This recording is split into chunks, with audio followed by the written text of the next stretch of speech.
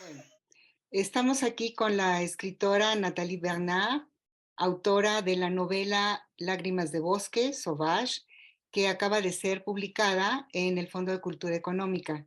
Y vamos a tener el gusto de tener una breve conversación con ella, precisamente alrededor de cómo escribió esta novela y de algunos detalles de la misma. Nathalie Bernard, nous sommes très contents pour la sortie de votre roman Sauvage en traduction à l'espagnol, Lágrimas de Bosque, chez le Fondo de Cultura Económica, maison d'édition mexicaine. Un roman qui se remonte aux années 1950 et qui a pour scénario un des pensionnats pour enfants amérindiens du Canada et dont le personnage principal, Jonas, est un de ces enfants qui lutte pour retrouver sa liberté. Qu'est-ce qui vous a poussé à écrire sur ce terrible et douloureux épisode de l'histoire canadienne? Alors d'abord, j'ai retapé la cabane de mon jardin pour en faire mon bureau d'écrivain. Et en retapant cette cabane, en fait, je me suis imaginée dans la peau d'une jeune Amérindienne de 13 ans, une jeune Québécoise métisse qui se serait réfugiée dans cette cabane pour échapper à un prédateur. Et l'histoire est devenue très forte dans mon esprit, donc j'ai voulu faire des recherches évidemment sur les Amérindiens, sur les autochtones, pour nourrir le récit et surtout être proche de mon personnage. Et donc, je ne connaissais pas encore le Québec. J'ai fait des recherches sur le Québec et je suis tombée sur le scandale des femmes autochtones disparues. Ces femmes qui disparaissent en masse. Il y a une enquête nationale qui a été ouverte à ce propos, puisqu'on s'est rendu compte qu'il y avait deux poids, deux mesures en fonction de si c'était des Blanches ou des Amérindiennes qui disparaissaient, et deux poids, deux mesures donc pour la police et pour les journalistes. Donc ce sujet-là m'a intéressée pour 7 jours pour survivre et j'ai poursuivi mes recherches sur les autochtones et je suis tombée à un moment donné donc sur l'histoire des pensionnats qui m'a profondément choquée parce que je ne la connaissais pas. C'était en 2015 que je faisais mes recherches et en fait, j'ai voulu creuser le sujet parce que ce sujet m'a intriguée, même s'il n'avait pas de rapport avec le livre que j'écrivais à ce moment-là. Et à un moment donné, je suis tombée donc sur des témoignages sur YouTube d'anciens pensionnaires qui avaient vécu donc dans ces pensionnats et qui racontaient plusieurs années après les traumatismes qu'ils avaient encore après leur passage dans ces pensionnats. Et beaucoup d'entre eux avaient du mal à raconter et finissaient par pleurer. Et ça m'a vraiment bouleversée. Il faut dire donc que moi, si j'ai commencé à écrire, c'était aussi pour raconter un traumatisme de l'enfance que je n'arrivais pas à dire, je n'arrivais pas à parler pour le raconter. Et en fait, c'est vraiment par l'écriture que j'ai réussi à dire ce que j'avais à dire par rapport à ça. Et donc, ces personnes qui avaient beaucoup de difficultés pour raconter, qui avaient parfois attendu 20 ans, 30 ans pour raconter ce qu'ils avaient subi et qui, d'un seul coup, avec la parole, se mettaient à pleurer, eh bien, ça a fait écho complètement à ce que moi, j'ai traversé, même si ça n'a aucun rapport, bien sûr. Bien sûr. Ce n'est pas les mêmes histoires que nous avons vécues, mais en tout cas, ça a fait écho. Je me suis vraiment sentie empathique et j'ai vraiment été bouleversée par leurs témoignages. Et j'ai tout de suite eu envie d'écrire en fait l'histoire de deux jeunes Amérindiens qui se seraient échappés d'un pensionnat. C'est comme ça que c'est arrivé. D'accord. Votre personnage, Jonas, dans l'aventure de récupérer sa liberté, doit faire face à un bon nombre de preuves extérieures, mais aussi à des épreuves ou disons à des transformations intérieures. Est-ce qu'on peut parler ici d'un héros, disons dans le sens classique ou mythologique du mot?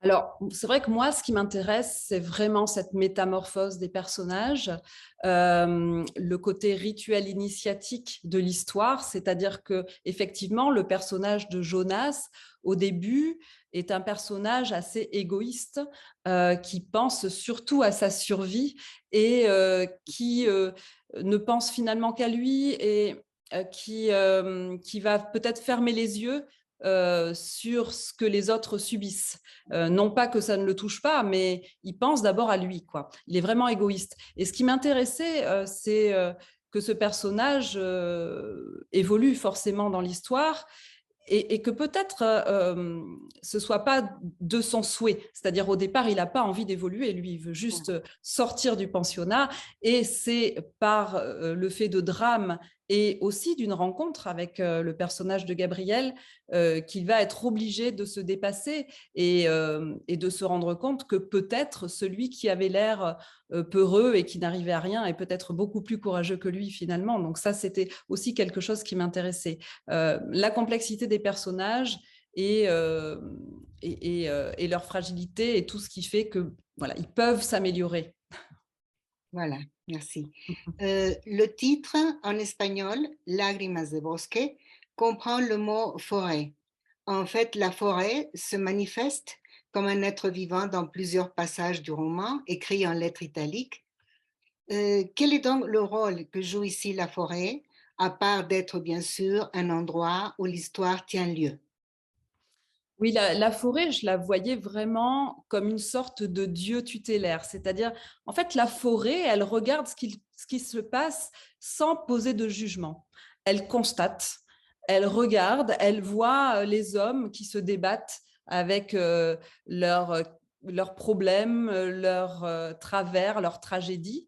Et elle restera longtemps après tout ce qui s'est passé. Elle sera toujours là. Elle était là avant, elle sera là après.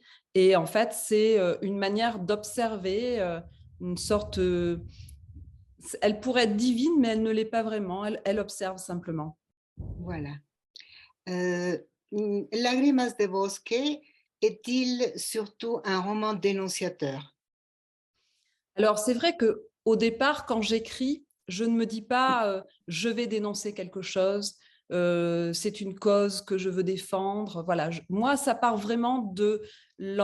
D'abord, je suis touchée par quelque chose. Il y a une émotion qui me traverse. Là, en l'occurrence, peut-être à la fois le bouleversement de savoir que ces gens-là ont vécu dans des pensionnats et qu'ils ont souffert, et aussi peut-être une colère de se dire ça existe encore jusque dans les années presque à la fin du XXe siècle, c'est pas possible. On répète toujours les mêmes erreurs, voilà. Donc ça part d'un sentiment et j'ai envie de transformer ce sentiment en racontant une histoire et en faisant vivre une aventure à mes personnages. Donc c'est vraiment d'abord l'envie de raconter une histoire et ensuite, au fur et à mesure que je raconte cette histoire, j'essaie de la raconter sans être trop manichéenne. C'est pour ça que je fais aussi intervenir dans l'histoire, même s'il est mort au moment où l'histoire commence, un prêtre qui était quand même bon avec les autres, avec les enfants.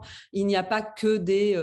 voilà, j'aime pas quand d'un côté il y a les méchants et de l'autre les gentils. Donc j'ai voulu raconter l'histoire de ce pensionnat, mais sans dire que tous les religieux étaient méchants, ce qui certainement était le cas. D'ailleurs, il y avait des religieux bons et des religieux qui incarnaient le mal. Je pense qu'il y avait les deux. Il y a pas Oui, de... Voilà. oui, oui, un peu comme tout dans la vie, Comme non? dans Il y a tout. Voilà, un exactement. peu de tout. Exactement. Oui, Tout vraiment. à fait. Et finalement, Nathalie Bernard, que voudriez-vous que vos lecteurs, lectrices mexicains, mexicaines retiennent de votre roman? En fait, ce que j'aime, alors que ce soit des lecteurs mexicains, français ou d'ailleurs, ce que j'apprécie souvent dans les retours de lecture, c'est les questionnements que vont se poser en fait les lecteurs. C'est-à-dire, tiens, si j'étais à la place de Jonas, par exemple, si ce n'était pas dans un pensionnat, mais si c'était à l'école et que j'assistais à du harcèlement, qu'est-ce que je ferais? Voilà, se poser des questions sur oui, Jonas, il est égoïste.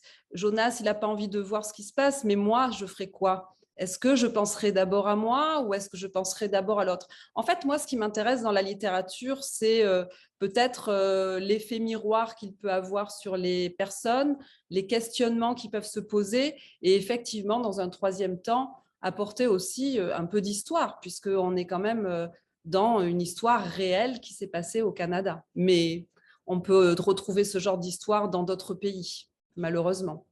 Oui, Voilà, c'est vrai. Et en effet, votre roman est un équilibre entre la question, l'épisode historique, mais aussi un thriller et une évolution des personnages, une évolution psychologique. Et je crois que c'est un très bon récit pour que les lecteurs s'identifient et, comme vous dites, se questionnent, non? C'est surtout ça, la Oui, c'est ça. littérature, se poser Voilà, des questions et voilà. peut-être trouver des réponses ou pas, mais enfin, se Oui. mettre à la place d'eux, non? Voilà, et Merci, vivre une aventure et ressentir des émotions aussi, bien sûr. bien sûr, c'est surtout ça, les Mm. émotions. Oui, Alors, merci beaucoup, Nathalie Bernard, pour cette court interview et merci. on espère vous voir ici bientôt, ou, bueno, oui, au Mexique, à la Feria del Libro de Guadalajara, avec vos lecteurs. Avec plaisir. Merci beaucoup. Merci.